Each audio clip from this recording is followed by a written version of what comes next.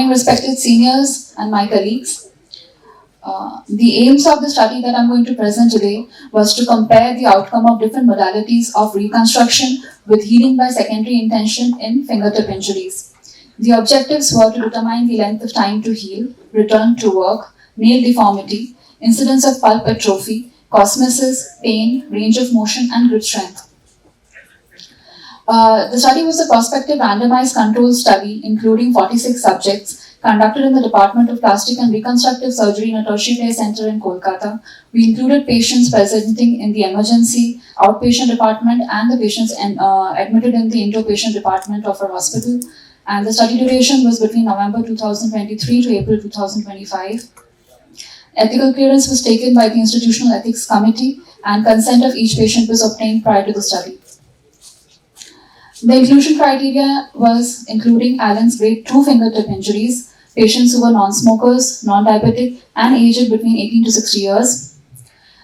We excluded patients having Allen's grade 1, 3, and 4 fingertip injuries, the ones with peripheral vascular disease, patients who were unwilling to participate in the study, and the ones less than 18 years and more than 60 years of age. We used a random allocation rule for dividing the patients into the two arms of management. This is a fingertip injury outcome assessment score that we used to assess the patients, and the criteria in the score were nail, finger length, pulp, bone, cosmesis, 2-point discrimination, pain, range of motion, grip strength, return to work. The results were analyzed as being excellent, good, fair, and poor, having scores of less than equal to 12, 13 to 18, 19 to 24, and more than 24 respectively. The statistical methods we used for categorical variables was Pearson's chi-square test. The continuous variables were expressed using unpaired t-test.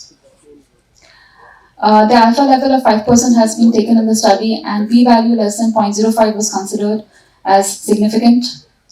So these are a few clinical pictures of healing by secondary intention. Surgical modalities like Atasoy flap, Cutler flap, FDMA flap, Tino flap, Matroderm with STSG, and the results were such. 67.4% of our patients were males and 37% belonged in the age group of 31 to 40 years. 97.8% patients included in the study were right-hand dominant, and the patients were equally divided in both the arms of management. Atasoy flap cover was the most commonly performed surgery, with 8 out of 23 patients undergoing the same, followed by Cutler flap cover. Pulp atrophy is 17.39% in patients treated by surgical modalities as compared to 47.8% in those treated with secondary intention. Cosmetic outcomes were significantly better in healing by secondary intention as compared to the surgical arm. 95% of 6 patients satisfied with the outcome as compared to 69.5% in the surgical arm. 2-point discrimination between the two groups were comparable. The result was not significant. The pain sensation was significantly lower in patients treated with healing by secondary intention at the end of 8 weeks, with 60.8% not complaining of any pain at the end of 8 weeks. It was measured using the visual analog scale, as shown here. Range of motion was significantly better in patients who were treated by healing by secondary intention, with all patients having 75% to 100% range of motion at the end of 8 weeks. Grip strength was significantly better in all patients treated with healing by secondary intention, ranging between 75% to 100% at the end of 8 weeks. Patients in both the treatment arms were compared based on the number of days after which they returned to work and the kind of work that they resumed post-treatment. So we noticed that patients treated with secondary intention returned to regular work after a mean time interval of 46.5 days, in contrast to those treated surgically who returned after a mean time duration of 31 days but had some form of work restriction. So the fingertip injury outcome assessment score in patients treated with secondary intention showed a mean value of 12.17, whereas those treated surgically showed a mean value of 15.57. So the patients treated with secondary intention had a better fingertip injury outcome assessment score. So as I mentioned, the outcome of patients treated with secondary intention and Allen's zone 2 fingertip injury cases were excellent, with 56.5% patients having score less than or equal to 12. Now in our study we have found that surgical modalities of treatment showed lesser incidence of pulp atrophy and early return to work, whereas healing by secondary intention showed better cosmesis, lesser pain, better range of motion and grip strength, and later return to work. So our study was comparable to that done by Cross et al., who studied conservative management in 1,592 fingertip injuries, showing near normal sensation, minimal cold tolerance, faster return to work, and reduced healthcare cost. The difference we observed in our study was later return to work in the arm undergoing healing by secondary intention.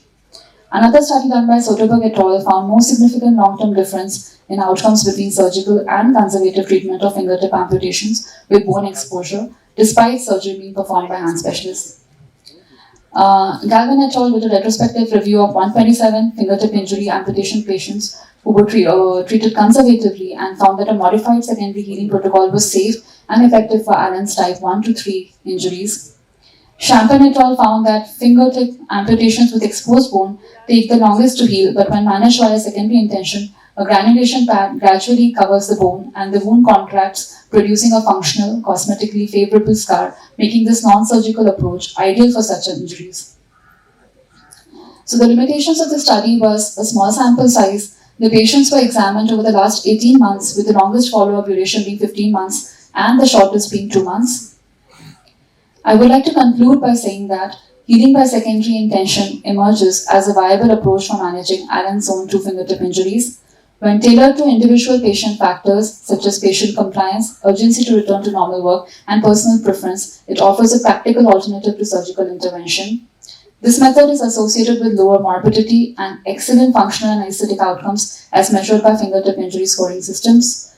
While it requires longer follow-up durations, the overall benefit reinforces its value, especially in carefully selected patients where minimal intervention aligns with optimal recovery. Thank you.